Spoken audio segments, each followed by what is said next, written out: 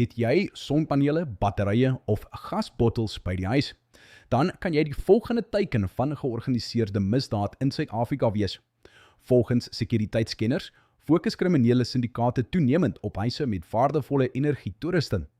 In die eerste 3 maande van 2026 alleen is meer as 32.000 huisbrake in Suid-Afrika aangeteken.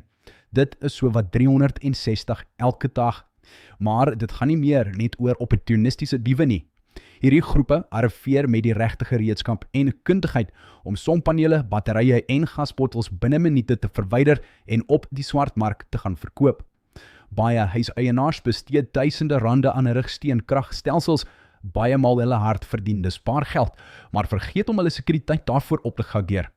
Kenners beveel aan dat jy diefstal afwerende monterings op sonpanele installeer, beskermende hokke vir gasbottels gebruik, sensors aanbring wat waarsku wanneer met toerusting gepeter word en om kunsmatige intelligensie aangedrewe sekuriteitskamera's te oorweeg.